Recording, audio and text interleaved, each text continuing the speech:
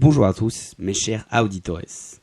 Alors après avoir passé 2 longs épisodes, dont un qui était tellement long qu'il s'étalait sur 2 parties, sur la nécessité vitale et primordiale de s'accorder de longues plages horaires sans interruption, sans divertissement et sans coupure, aujourd'hui je vais vous présenter un concept qui dit tout l'inverse. Bref, une fois de plus, je suis la contradiction incarnée. Mais avant toute chose, bonjour à tous et bienvenue dans ce 65e épisode d'Electron Penseur.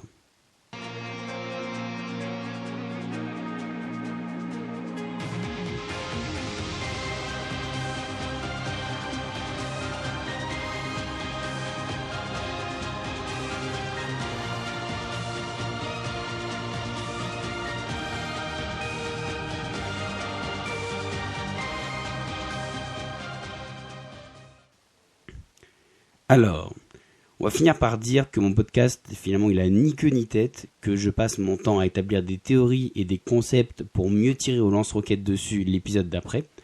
Bah oui, parce qu'en fait, c'est que j'adore me faire mon propre avis, de laisser parler mon libre arbitre. Et pour que ce libre arbitre il puisse s'exprimer, eh bien, il faut le nourrir. Et donc du coup, comment on le nourrit ? Eh ben, on étudie les pour et les contre. D'ailleurs, c'est un peu, quand on regarde, c'est pour ça que la majorité des débats qui enflamment la TV depuis que la télé existe, et Internet, depuis qu'Internet existe, qui est basé uniquement là-dessus. Parce que même sans aller jusqu'à admettre que finalement il y a des débats tout simplement parce qu'on veut que ce soit son point de vue qui triomphe à la fin, même si c'est toujours le cas est toujours sous-entendu même si on n'admet pas directement.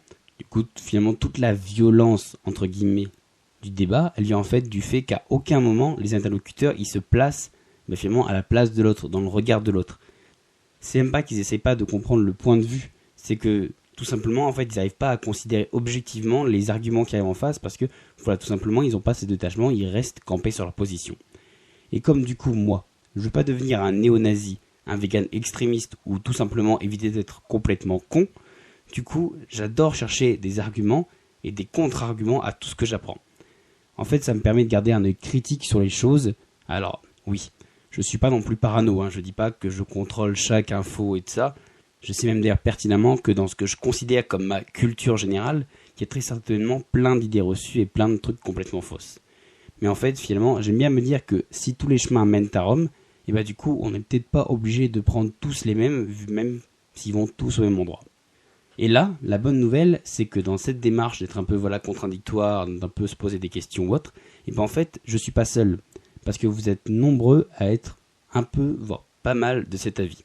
Et j'en veux pour preuve, l'un des épisodes qui a le mieux marché pour l'instant sur le podcast, c'est l'épisode sur la to-do list. Ce qui est logique parce que c'est un sujet connu, c'est un sujet un peu putaclic. De toute façon, je le vois sur tous les sujets qui sont un peu, qui sont vraiment connus. Forcément, j'ai plus d'écoute. Mais l'épisode qui a été encore plus écouté que celui de la to-do list, c'est celui de la règle des 2 minutes. Et qu'est-ce qu'on dit justement dans cette règle de 2 minutes ? Justement, ça détruit la to-do list en révélant justement sa faiblesse et sa limite et en essayant de la combler. Mais voilà, vraiment, pourtant c'est vraiment, on va dire, quasiment l'antipode. Donc du coup, en fait, c'est vraiment cool que je pense que voilà, on soit vraiment tous sur la même longueur d'onde, même si là on n'est pas beaucoup, quoi. On commence à être une petite centaine quand même. On commence à avoir un petit peu de monde. Mais donc du coup, voilà, c'est vraiment cool qu'on soit tous sur la même longueur d'onde. Bref, après cette intro, encore une fois, beaucoup trop longue, mais que je trouvais nécessaire pour souligner que j'ai la crème de la crème des audiences. Du coup, aujourd'hui, on va parler de la méthode Pomodoro. Parce que oui, après avoir fait des recherches sur la loi de Carlson et vu à quel point finalement c'était utile, au bout d'un moment, j'ai cherché les faiblesses, les failles, les limites. Et je me suis dit qu'il devait bien exister des moyens ou des méthodes ou des théories pour justement se glisser dans ces failles et essayer de les combler. Un peu comme la technique des 2 minutes finalement. La technique des 2 minutes avec le to-do list, ça révélait les faiblesses, ça en mettait vraiment sa limite, mais c'était une espèce de palliatif quoi. Parce que oui, je ne me contredis pas juste pour me contredire. En fait, quand je fais une recherche un peu aux antipodes, c'est un peu pour avoir une vision d'ensemble. Donc voilà, c'est pas juste histoire de me contredire pour me contredire. Mais justement, en cherchant ces failles, j'en ai pas trouvé beaucoup. Parce que oui, en fait, on est toujours plus productif quand on fait des tâches sur une seule longue et même durée. Toujours, non. Il y a une petite faille qui résiste encore et toujours à l'envahisseur. Vous savez, cette petite écaille qui fait défaut dans l'armure du dragon. Et laquelle ? C'est en fait quand vous n'êtes pas du tout, mais alors absolument pas, motivé pour faire une tâche. Vous détestez la faire, elle vous ennuie au plus haut point. Elle vous perd dans des calculs que vous compreniez rien, voire même elle vous répugne. Et donc du coup, pourtant vous n'avez pas le choix. Vous devez la faire, vous ne pouvez pas déléguer, personne d'autre peut la faire à votre place. Vous devez la faire, vous n'avez pas le choix. Vous voulez un meilleur exemple ? Le devoir des enfants. Donc, vous prenez un enfant qui déteste les maths et vous le regardez faire son DM de maths. Vraiment, il va saigner sang et eau. Genre vraiment, ça va vraiment être une souffrance pour lui. Ou une autre raison, par exemple, quelqu'un qui se forcerait à faire du sport pour des raisons esthétiques ou de santé, alors que pour lui, ces contractions random de tissu musculaire, elles ont vraiment aucun sens, c'est vraiment ni queue ni tête, c'est vraiment que douleur, en fait, il n'y a vraiment aucun intérêt pour lui, il vraiment n'attire aucun plaisir. Alors, l'une des choses qu'on pourrait se dire, c'est finalement de susciter l'intérêt. Après tout, les meilleurs profs, ils peuvent motiver un élève, même pour une matière qu'il déteste, le plus au monde, et un bon coach, finalement, il trouvera toujours l'approche ou le sport qui convient le mieux avec n'importe qui. Après tout, Saint-Exupéry a bien dit, oui, je sais, ça faisait longtemps que j'avais pas appuyé mon monologue dithyrambique par une citation d'un mec connu et sage. Bref, comme disait le papa du Petit Prince, si tu veux construire un bateau, n'apprends pas aux gens à assembler les planches ou à monter les voiles. Insuffle à tes hommes l'envie de naviguer. Mais là, du coup, on part du principe que pour des raisons techniques ou temporelles, c'est-à-dire que vous n'avez pas le temps ou pas les moyens de rendre ça plus fun, du coup, vous ne pouvez pas changer votre motivation par rapport à cette tâche. Vous ne pouvez pas trouver une autre approche. C'est juste, vous avez une seule approche et voilà, il va falloir faire avec. Donc du coup, peu importe ce que vous ferez, elle vous paraîtra horrible, dantesque, bref, chiante comme la pluie. Et pourtant, vous devez la faire, vous n'avez pas le choix. Vous allez devoir suer sang et eau pour y arriver. Alors là, finalement, on va dire les plus chanceux, les plus déterminés, ils pourraient se dire, eh ben il faut le faire, on n'a pas le choix, on fonce dans le tas tête baissée, on fait tout ça d'un seul rush, et comme ça, tout est fini d'un coup, c'est derrière nous et tout ça, loi de Carlson, bitches. Mais en fait, non. Parce que là, on parle vraiment d'une tâche que vous voulez, mais alors vraiment pas faire du tout. En fait, c'est vraiment tout votre être qui veut pas le faire.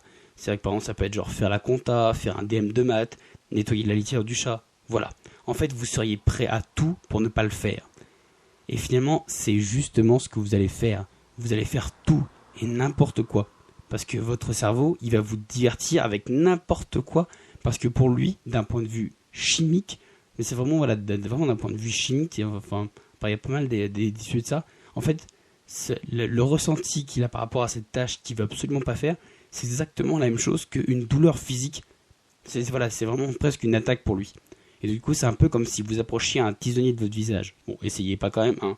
J'ai déjà pas beaucoup d'auditeurs, on va pas commencer à les perdre bêtement. Donc du coup, voilà. Mais si on vous approchez une flamme ou quelque chose de chaud, instinctivement, vous allez tourner la tête ailleurs. Et du coup, votre cerveau, il va vous faire passer tout pour plus important. Absolument tout va paraître plus important que ou plus distrayant, ou plus intéressant que cette tâche. Du genre, vous saviez qu'il y avait du fluor dans le Vitel ? Ou vous saviez qu'il y avait 87 lattes à mon plafond ? Ou encore, vous saviez qu'Ashgabat, c'était la capitale du Turkménistan ? Bref, vous avez compris de quoi je parle. Alors du coup, là, vous vous mettez à développer un intérêt soudain pour des détails complètement insignifiants.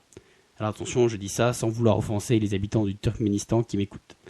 En fait, finalement, votre cerveau, il va créer de la motivation pour tout et n'importe quoi, pour justement se détourner de cette tâche qui, ni vous, ni lui, ne voulait faire. Et là, souvent, quand on est à ce niveau-là, il y a deux cas de figure. Parce qu'on n'a pas le choix, on vous l'a dit, vous devez la faire. La première, c'est un peu ce qu'on avait dit, ce que j'ai commencé par vous dire, c'est vous faites violence. C'est-à-dire que là, vous prenez, vous vous enfermez 3 heures, sans téléphone, sans distraction, limite vous envoyez votre femme pas en vacances, mais voilà, vous l'envoyez devant le canapé ou presque, vous lui dites « Ah, laisse-moi tranquille, je fais mon truc et tout ça ». Vraiment, vous vous enfermez dans une pièce blanche, sans son, avec presque pas de lumière naturelle, voilà, avec les volets tirés. Et là, vous allez fouetter votre cerveau pour qu'il se mette au travail. Sauf que finalement, ça va vous tuer de devoir le tenir en garde et vous finissez en fait finalement par bâcler le travail parce que vous n'avez plus d'énergie, vous êtes rincé. Finalement, votre travail, il n'a pas de cœur. Et on va dire que si, bon, c'est un truc qu'on peut voir un peu une évolution, et bah au début et à la fin, on va vraiment voir que vous avez fait ça en voulant vous en débarrasser le plus vite, et que le milieu, finalement, c'est juste du blabla pour combler entre les deux. Donc ça, c'est le premier cas. On va dire, voilà, si vraiment vous faites violence, que vous prenez votre cerveau et blim, vous le frappez jusqu'à ce qu'il ait finalement donné un résultat vraiment médiocre, mais au moins il en a donné un. Deuxième cas, alors là, c'est votre cerveau qui gagne. Et du coup, là, vous allez en apprendre beaucoup plus sur la géographie du Moyen-Orient ou la composition de votre eau. Ou pire, vous allez allumer les réseaux sociaux qui attendent que ça, Vraiment, ils sont tapis dans l'ombre et ils attendent que ça, que vous les allumiez, juste pour faire un barreau d'honneur à votre motivation. Et finalement, soit vous faites pas votre travail, donc là c'est vraiment le pire des trucs parce que vous étiez vraiment censé le faire. Donc vous pouvez soit vous taper une bulle, soit vous faire virer si vraiment c'est un travail ou autre. Donc du coup soit vous le faites pas, ou du coup soit vous le faites de manière mais vraiment plus qu'expéditive, en vous débarrassant vraiment en vitesse grand V et en le bâclant du début à la fin. C'est à la limite, typiquement c'est vous faites votre devoir pendant la pub en regardant la télé, exactement. Et donc du coup là, soit on bâcle le truc, soit on se force absolument à vouloir tout faire d'un coup. En disant ouais tout ça, la loi de Carlson elle va m'aider parce que c'est comme ça, c'est cumulé sur un seul et même moment, je vais être plus productif. Sauf que non, parce que la loi de Carlson elle s'applique plus. Parce que chaque petite minute supplémentaire, c'est une perte de motivation, d'envie et du coup de productivité. Et là finalement, dans l'œil du cyclone, c'est là vraiment au milieu du chaos qu'apparaît la méthode Pomodoro. Alors oui, forcément, avec un nom comme ça, vous allez me dire, forcément, c'est bien d'Italie. Et oui, de même de Francesco Cirillo, pour être exact. Alors finalement, vous allez me dire, pourquoi un nom si bizarre, avec finalement autant de consonnes que de voyelles, et avec que des O comme voyelles? Oui, je sais, ou alors c'est peut-être moi qui me pose des questions bizarres. Eh bien en fait, parce que finalement, les plus polyglottes d'entre vous, ils auront compris que ça signifie tout simplement tomate en italien. Et là, la question que tout le monde se pose logiquement, pourquoi tomate? Et bien en fait, c'est que pour développer sa méthode, Francesco, en fait, il s'appuyait sur un minuteur. Parce que il avait besoin d'un minuteur. Et où est-ce qu'il en a trouvé un? Dans la cuisine. Et devinez ce qu'il avait comme design, ce petit minuteur. Et oui, il avait le design d'une tomate. Comme quoi, c'est là qu'on se dit, avec tous les designs à la con de minuteurs qu'on trouve en vacances au bord de la plage, une tomate, c'est vraiment le mieux qui pouvait nous arriver. Bref, j'arrête de tergiverser et je rentre dans le vif du sujet. En fait, la méthode Pomodoro, elle a justement été créée pour justement les tâches qu'on ne veut pas faire, qu'on ne veut vraiment pas faire. Et d'un point de vue très simple, elle se décompose en 5 étapes. La première, on choisit une tâche qui peut être faite dans un délai assez court.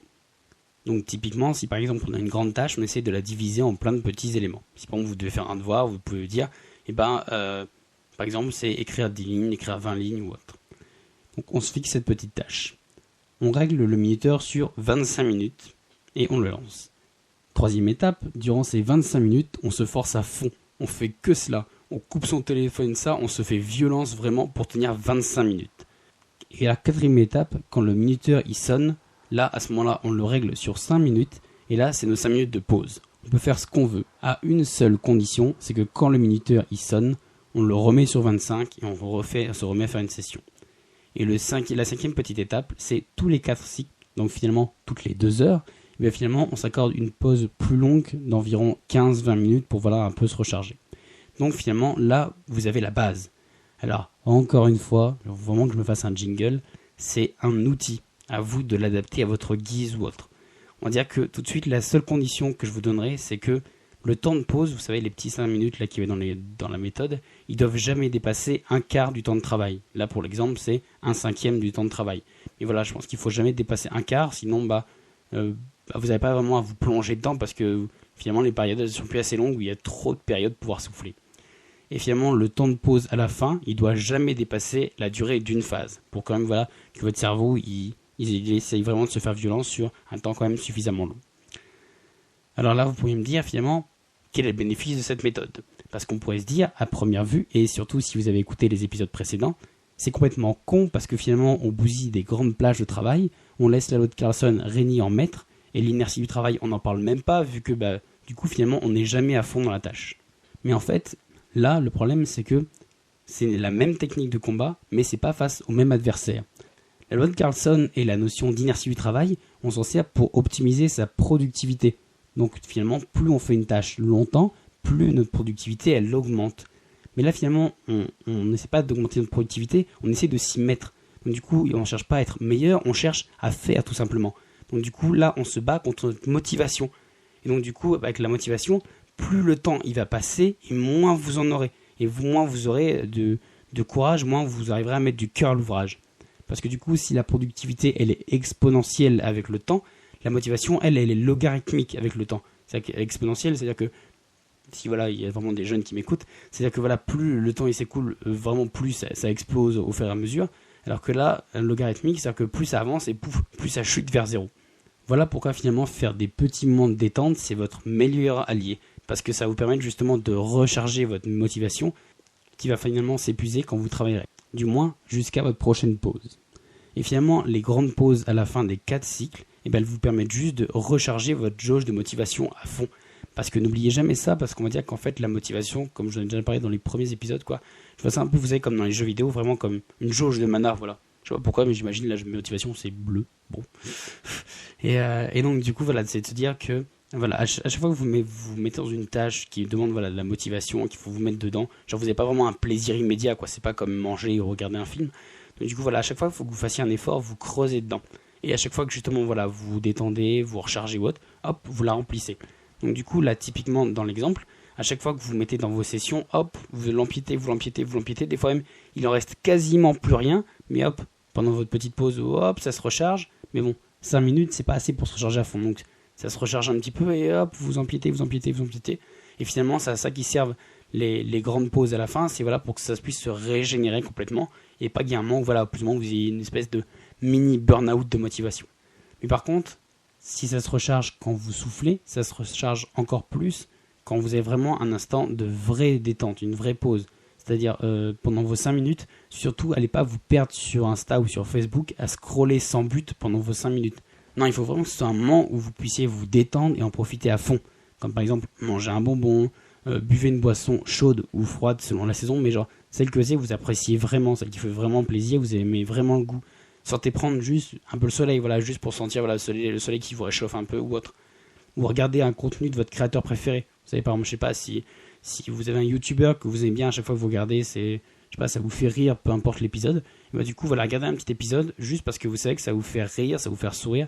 Ça va vraiment vous faire déconnecter, quoi. C'est pas une espèce de veille malsaine que vous avez quand vous scrollez. Genre là, voilà, c'est vraiment, genre, vous allez profiter de ces 5 ou 20 petites minutes, quoi.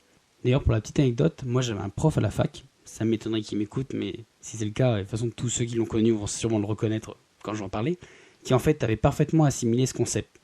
En fait, finalement, il ressortait souvent qu'une étude, elle prouve que le temps de concentration d'un étudiant, il est de 12 minutes. Alors pour les étudiants en sport, je pense qu'il est encore inférieur, mais voilà, lui c'est basé sur la base que c'est 12 minutes. Et donc du coup, il faisait des rushs de 10-12 minutes où il était vachement sérieux, où il donnait des consignes, et en fait finalement c'était vraiment le cœur du cours, voilà. Ça pouvait être des dates, ça pouvait être des traités, tout ça, c'était vraiment des trucs, parfois, enfin, même quasiment tout le temps super pointilleux, et pourtant, voilà, il le disait pendant 10-12 minutes. Et entre ces rushs, voilà, entre ces petits moments où c'était vraiment fourni, et bah du coup, il faisait le show. C'est-à-dire, par exemple, il prenait à partie un garçon qui se penchait un peu trop sur sa voisine, où il racontait des anecdotes sur son voisin, et pas des anecdotes en mode « Ah bon, il a fait cuire des saucisses, et du coup, ça sentait un petit peu dans la maison. » Non, c'était vraiment des anecdotes. D'ailleurs, on n'a vraiment jamais su si c'était vrai ou non, parce que c'était vraiment digne du sitcom américain. Ou encore des fois quand il avait ni trop d'anecdotes à mettre, ni personne sur qui un peu voilà se venger gentiment, bah du coup il faisait un peu de l'autodérision en se moquant un peu de lui, parce que finalement le but c'était pas, peu importe ce qu'il disait, le but en fait c'était juste que tout le monde rit, que tout le monde passe un bon moment, que tout le monde se détende et fasse retomber la pression. Et après, une fois qu'on s'était dit c'est bon, là on a le petit quart d'heure un peu voilà, un peu récré quoi, et bah du coup après hop, on s'y remettait et tout le monde s'embranchait à s'y remettre. Et du coup en fait c'était le deal, c'était en mode genre plus ou moins voilà, je fais un peu le show ou autre, mais quand on se dit on bosse, et vous en contrepartie, bah genre voilà, vous êtes plus ou moins calme et vous bossez à fond pendant le créneau pour bosser, et du coup après vous aurez votre petite récré quoi. Et en fait justement c'était vraiment flagrant parce que s'il y a des moments où on brisait le deal, c'est-à-dire par exemple en continuant un peu trop le divertissement, où on n'arrivait pas à s'arrêter voilà, au bout des quelques minutes pour un peu souffler, et bah du coup il faisait plus de pause, c'était fini. C'est-à-dire que là du coup son cours il devenait un de ces fameux cours magistraux, vous savez les fameux qu'on donne par des mecs qui s'en foutent absolument qu'il y ait quelqu'un ou non dans la salle. Vous savez, ceux qui blessent mon cœur d'une langueur monotone. Mais finalement, avec cette méthode, il m'a fait m'intéresser et retenir des éléments qui sont sûrement parmi les plus chiants que j'ai en mémoire. Mais pourtant, voilà, je m'en souviens, je les ai appris. Parce qu'après tout, je sais pas qui se soucie encore des textes de loi de l'éducation en 1890. Voilà, c'est vraiment des trucs, je sais même pas comment c'est resté. Voilà, c'est resté dans mon cerveau. Et pourtant, voilà, c'est vraiment, je vous dis, pour le coup, sur celui-là, je parle en converti, c'est-à-dire que je sais que cette méthode, elle marche. Et elle marche plus particulièrement si ce que vous devez faire ou apprendre ou retenir, c'est quelque chose que voilà, vraiment presque, voilà, vous y allez à reculons. Parce que vraiment, c'est particulièrement long monotone et ennuyeux. Alors encore une fois, c'est un outil. Peut-être parmi vous, il y en a, comme je l'ai dit, qui s'en sortent très bien en faisant toute la douleur d'un coup. Et que cette méthode, elle leur briserait les jambes parce que voilà, ça les casserait. Là où ils diraient, bah non, moi je me fais front, je me fais motivation et tout ça. Je me force ou autre, mais d'un seul rush, voilà, cette petite méthode, finalement, elle serait pire que mieux. Et pour d'autres, en contrepartie, il faudra des temps de travail plus courts parce que voilà, ils n'arrivent pas à se concentrer suffisamment de temps et il leur faut plus de récup. Bref, je vous ai expliqué le principe, à vous de l'essayer, de le tester, de l'approuver ou non, de le plier à votre volonté, voire même encore mieux, finalement faites-moi un retour sur vous si vous avez déjà essayé ou non, si vous le faites ou non, sur quel type de tâche ou autre. Donc voilà, n'hésitez pas, je vous mets le premier lien en description pour me faire, si vous avez des retours, n'hésitez pas. Et du coup, moi je vous souhaite de belles petites découvertes et de belles avancées, même dans des projets qui sont longs et chiants, avec votre petite tomate. Et moi je vous dis à la semaine prochaine. Ciao!